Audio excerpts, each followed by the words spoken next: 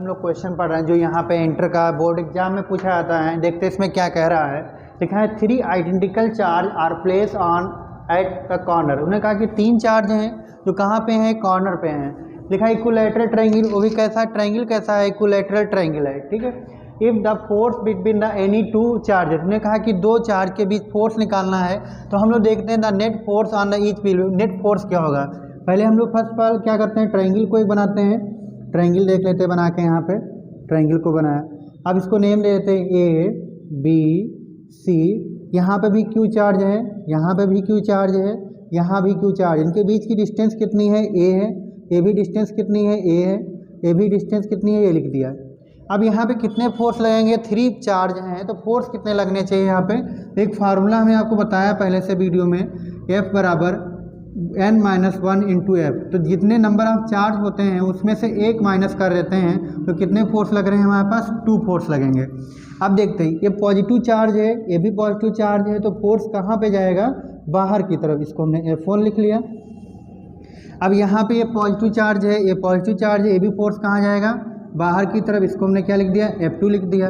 अब फोर्स निकालो। फोर्स का फार्मूला क्या होता है, F1 बराबर क्या लिख सकते हैं, K Q1 Q2, मतलब Q ये चार्ज हो गया तो K लिख सकते हैं हम लोग Q into Q upon A square, ये लिख दिया हमने। अब Q2 को इसको लिख सकते हैं हम लोग direct K Q square upon A square लिखा जा सकता है। कैसे लिखा, देखो ये चार्ज है, ये चार्ज, इनके बीच की डिस्टेंस का whole square.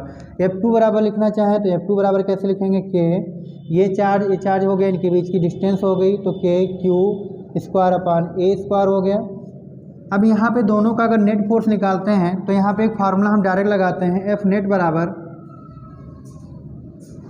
2F1 cos theta upon 2। अब थीटा कितना लगाएंगे, अब ये ट्रायंगल का आपको पता होगा कितना एंगल होता है, 60 डिग्री। ये एंगल कितना होगा, 60 डिग्री होगा। यहाँ पे भी लिख देंगे 2F1 cos 60 अपान 2। यहाँ पे कितना हो जाएगा, 2F1 cos 30 हो जाएगा। अब F1 जो फोर्स है, F2 के क्या बराबर है, F1 जो है किसके बराबर है, F2 के बराबर आ रहा है। F1 किसके बराबर है, F2 के बराबर है। तो यहाँ पे लिख सकते हैं हम लोग 2F1 cos 30 का मान कितना होता है, √3/2। 2 से कैंसिल हो गया, यहाँ पे F नेट आ गया। F नेट क्या ले सकते हैं, √3F1। ये हमारा फाइनल आंसर आ गया। फिर ऐसा हम लोग देख लेते हैं, 3 चार्ज है इक्विलैटरल ट्रायंगल पे, हमें क्या निकालना था, फोर्स निकालना था। ये चार्ज के बीच का फोर्स कितना, पॉजिटिव हमेशा रिपल कर देता है। ये भी पॉजिटिव चार्ज, फोर्स कहाँ लगेगा, बाहर की तरफ लगेगा। यहाँ पे F1 निकालेंगे तो ये चार्ज इनके बीच की डिस्टेंस का होल स्क्वायर करेंगे, यहाँ पे K Q upon A square हो जाएगा। F2 निकालेंगे, ये चार्ज इनके बीच की डिस्टेंस का होल स्क्वायर K Q बटे ए स्क्वायर हो जाएगा। हमें F1 F2 का बराबर F नेट का एक फार्मूला होता है, F नेट बराबर लिखते हैं हम लोग 2F1 cos θ/2, 2F1 cos 60/2, 30 का मान √3/2 होता है। F नेट बराबर √3F1, इतना आंसर।